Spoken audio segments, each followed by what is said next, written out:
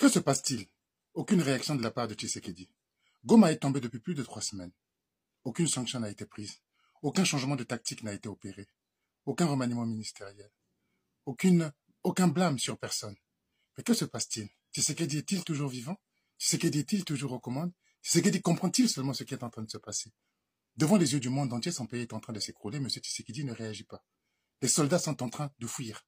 Partout. Ils ne combattent pas. Il n'a aucune disposition à prendre. Il regarde les soldats en train de fuir. C'est à croire que la nouvelle devise de l'armée, de la République démocratique du Congo, c'est maintenant la patrie ou la mort. Nous fuirons.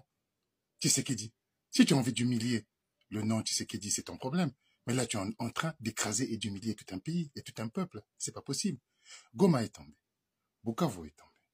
Les gens se dirigent vers Uvira. Dernièrement, c'est Kamanyola qui est tombé. Petite cité, certes, mais quel symbole est Kamanyola par rapport aux Congolais, surtout ceux de ma génération qui se rappelleront que Mobutu avait élevé le nom de cette localité dans la plus grande des distinctions de fierté du Zaïre de l'époque. Parce que Mobutu, pour la petite histoire, avait combattu à Kamanyola en 1964. Il a failli perdre la vie, mais ses soldats avaient tellement été héroïques que cela a marqué définitivement Mobutu, qui a fini par baptiser son yacht le plus prestigieux sur lequel il commandait tout le pays. Le yacht s'appelait le MS Kamanyola.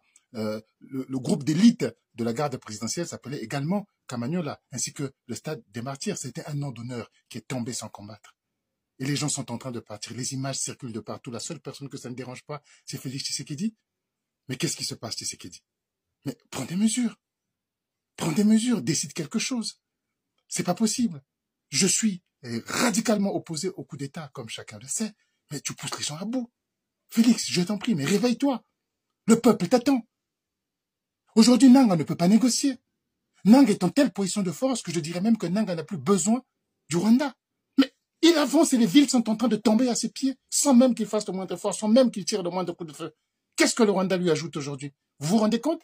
Donc Nanga n'est même pas en position de négocier. Nanga est en position d'avancer. La dynamique est de son côté. Mais qu'est-ce que tu fais toi de ton côté pour inverser la tendance? Mais que ce soit d'un point de vue politique, d'un point de vue stratégique, d'un point de vue militaire, combien d'armements de plus la République démocratique du Congo a-t-elle acheté? On n'entend pas parler. Quelles sont les nouvelles dispositions qui ont été mises en place?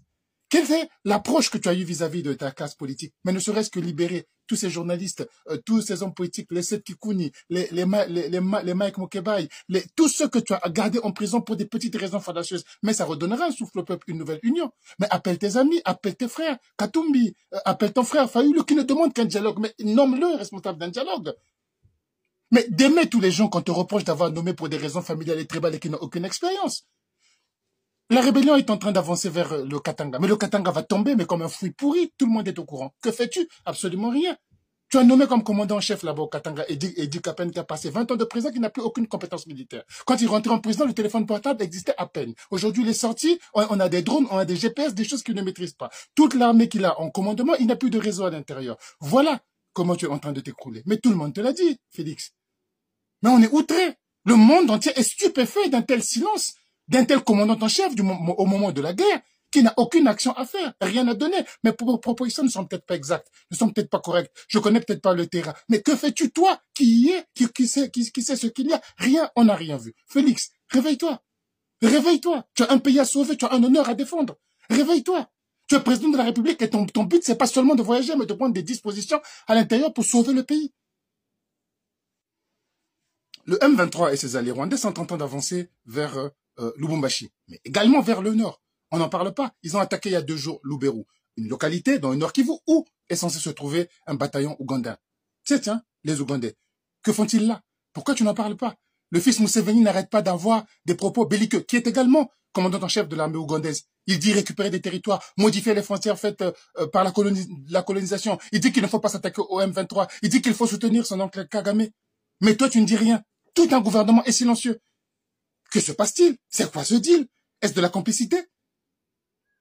N'était-il pas censé être là pour lutter contre les ADF? Mais que font-ils? Ils forment des groupes armés. Ils laissent la porte ouverte au M23. Mais Tshisekedi, bon sang, mais réveille-toi. Réveille-toi, tu as tout un peuple qui compte sur toi.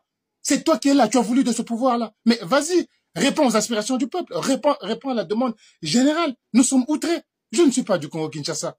C'est pas la peine de se le cacher. Je suis du Congo voisin. Mais enfin, la maison du voisin est en train de brûler et permettez mon inquiétude que le voisin regarde ailleurs.